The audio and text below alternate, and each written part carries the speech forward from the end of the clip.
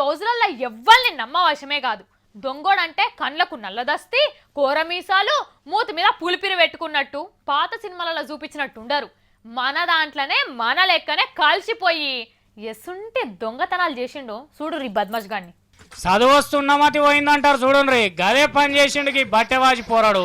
కాలేజీకి పోయి చక్కగా చదువుకోరా అంటే చదువును చింతశెట్టు ఎక్కించి లంగేశాలు మొదలు పెట్టిండు. ఇగో ఈయన పేరు సుమను, ఇంజనీరింగ్ చదివిండట. కాలేజీలు ఉండగానే బట్టెవాజి సోబతులో కూడి తాగటానికి తినడానికి అలవాటు అయిందట.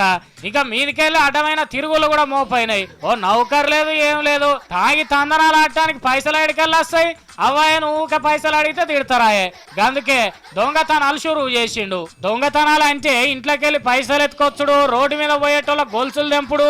ఇగో గిసోండియా చూసినాం గాని ఈడు చక్కగా పెద్ద పెద్ద కార్ల మీదనే కన్నేసిండు. ఇక చూడు 4 దినాల కింద హైదరాబాద్ కాడును పెద్ద హోటల్ కాడికి వెళ్ళి కారు ఎట్లెత్తుకోబోతున్నాడో, చిన్న చిన్న కార్లలో తిరుగుడు ఇలువ తక్కువ అనుకున్నాడో ఏందో గాని 40-50 లక్షల రూపాయలు ఇలువ చేసే బండ్లు తప్పితే ఇంకోటి ముడతనే లేడు.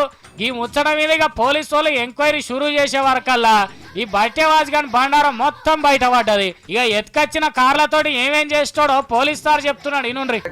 వాలెట్ పార్కింగ్ ఉంటుంది, అతనికి చెప్పకుండానే కీ థెఫ్ట్ చేసి then he went to the parking place. అక్కడ నుంచి ఆ కీ తోటి తీసుకొని వెళ్ళిపోవడం జరిగింది. నంబర్ ప్లేట్స్ అన్ని కూడా చేంజ్ చేస్తాడు. అదే కొన్ని సందర్భాల్లో అక్కడ ఎమ్మెల్యే అని కూడా స్టిక్కర్ పెట్టుకొని తిరుగుతుంటాడు. జులై తిరగడంతో పాటు అది ప్లాన్ అంటే ఒకవేళ సమయాన్ని బట్టి అది రమ్మడానికి కూడా ప్లాన్ లో ఉన్నాడు. ఈ పిల్లగాడు మాజీ ఎమ్మెల్యే కొడుకట.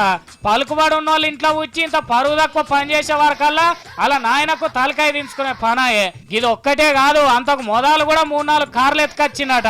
ఉన్న పైసలు అయిపోయేదాకా కార్లలో తిరిగి అటెనక వీటిని అమ్మేస్తున్నాడట. సినిమాలు చూసి పాడైతున్నారో ఏం పాడో గాని పోరగాళ్ళు ఎట్లా తయారైతున్నారో చూడు రే. అయ్యావలే జర ఇలా నాకెలా పెట్టాలి.